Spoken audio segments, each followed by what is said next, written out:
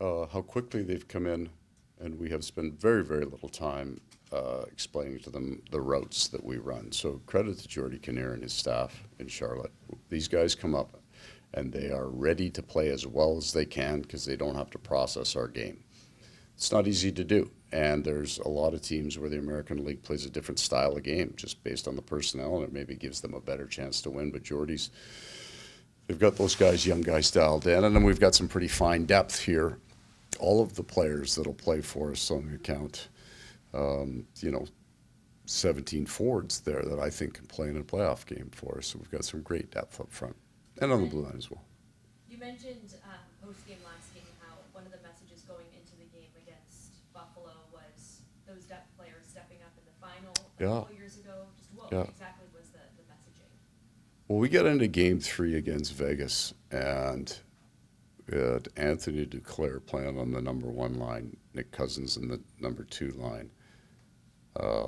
Ryan Lomberg with a 21-year-old Anton Lundell in the 3-hole. Colin White, Eric Stahl, and Zach Dalpe was our 4th line, and we won that game in overtime. So it is really important, especially if you get beat up along the way, that you have players that can come and play and win. So we go against the Buffalo Sabres, and they are a better offense-producing 5-on-5 team than we are. And we would go in with a big number of our best players, a Selke Award-winning centerman. We got to figure out a way to win that game. I'm very pleased with our 5-on-5 game. We gave up two power play goals. One of them was 5-on-3 at the end, but I thought we did a great job getting it to 1 second.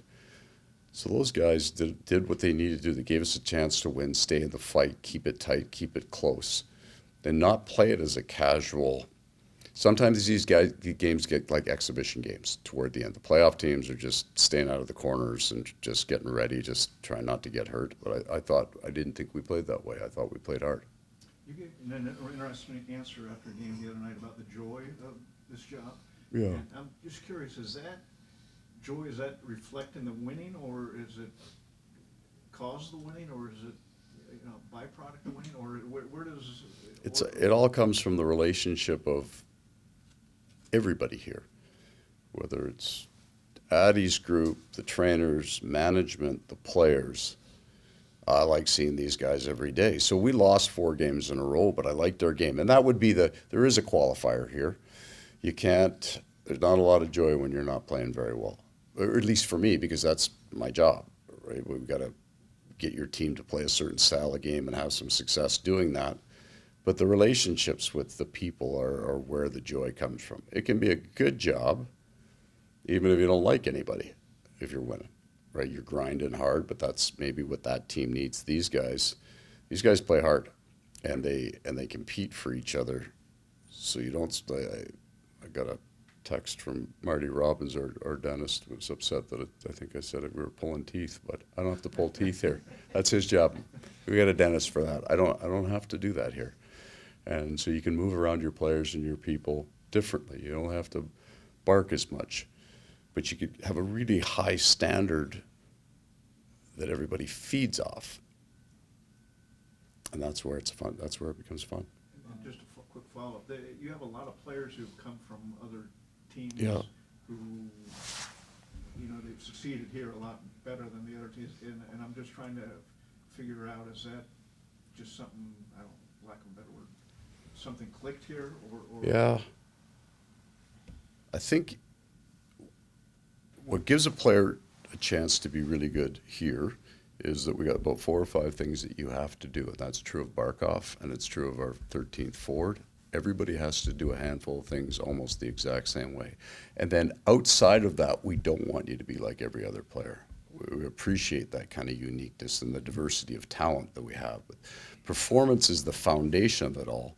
But having as many different personalities and then each guy just being themselves. So they all kind of come into the league with a game, and we got to either beat that game out of them and replace the game, but we try not to do that. What are you great at?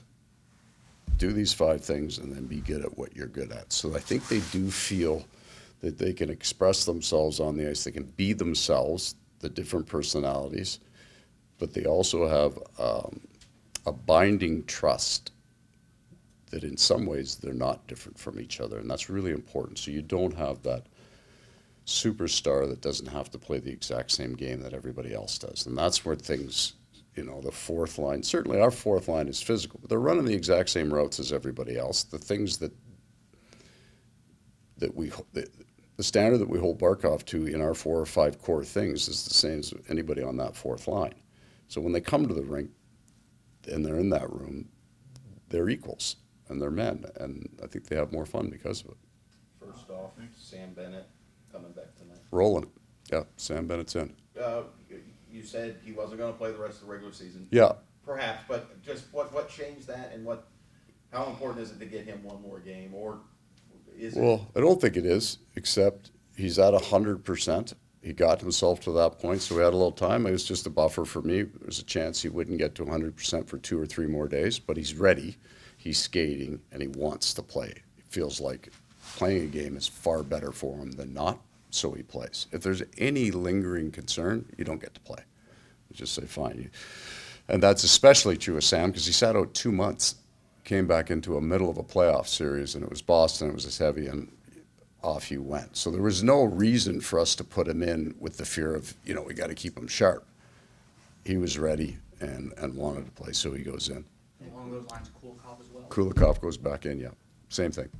But he has missed a month, so is it more important for him to kind of get into the flow of the game? I think with these older guys, the answer is no. They will tell you that that it will, but from my experience, the older they get, they know their game.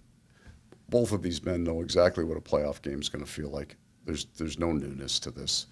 So even if their hands aren't perfect, it really doesn't matter, especially with the way we play. So it was just, they're 100% healthy now. What it allows us to do is Kulikov comes in and Mikkola comes out, so I can keep him out of a back-to-back. Anybody that would play back-to-back today and tomorrow has already sat a game. So we've kept them out of 7 and 11, which was the whole point of all of this. So Barkov can play back-to-back, so can Forsling if we need him to. That happens, but they've also missed a game in this block of, it's 9 games in 15 days. That's a tough run. And Mackey? Same. He's healthy. He's just out. Used to run that entire line. Came out plus Mackey because I didn't want most of these guys playing. If you're playing 7 and 11, your minutes aren't above that 16, 17 minute up front. Recently, you guys have played some of those young, hungry teams that are already eliminated from the playoffs. Is it different with a team like the Rangers with all the veterans coming off the season they had last year? Do you expect kind of a different beast tonight with what you might see from them, just given the pride in that room? Yeah, I think everybody up until Buffalo was still mathematically in it. So we had about a month of Atlantic Division teams that still were right there. Buffalo comes in and they are I think Buffalo and New York, when they're eliminated, become more dangerous offensively because there's not the cost to a turnover or a play not completed. So they've got skilled players. They're veteran guys. I mean, they don't have the same energy source, but they're just going to go play the game. And sometimes, if there's not as much pressure on them, they're more dangerous. That rink wide pass is coming, and they can make that play. Goaltender tonight? Sergei plays tonight. On that, you talked about it all year, but the schedule, Rob Tallis and the department stuff. As we're near the end of the regular season now, just how impressed have you been with how kind of things worked out with that schedule? He is right on his number.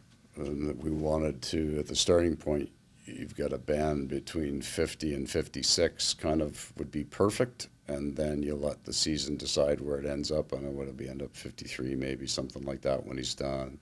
We flipped one game because he had a baby, and we had to make an adjustment. But other than that, this thing has gone exactly the way Rob Tallis designed 8 months ago.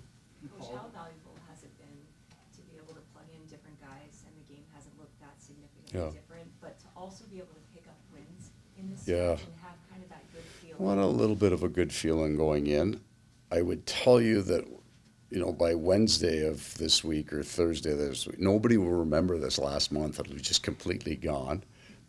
What you said earlier is the thing that I like the most is that with all of these new players coming in, we've looked by intent the exact same way. It looks differently in result in terms of how pucks moved, completion of plays, some things that don't happen and they shouldn't happen, or you're paying Barkov way too much money. right? Like, you don't need them. So the results should be slightly different in terms of completion, but the intent of what that player is supposed to do, this is my job in this situation, I'm gonna go do it, that should be the same, and I felt that we've been pretty good with that. Paul, with one of those new guys like Nico Starr, just now that he's been here for Yeah. a while, I think I'll get a little bit of injury, but what has stood out to you about what you've seen from him on the ice since he joined the team? He's faster than I thought he was, and I think it's a function of a pretty simple game that we play here. He's picked up on that right away, so he's got his straight line speed. He's very physically strong, and then I think you saw the value in the 5-on-3. When it gets to that point, he is an elite faceoff man, an elite penalty killer, and he will have a big impact on how far we go.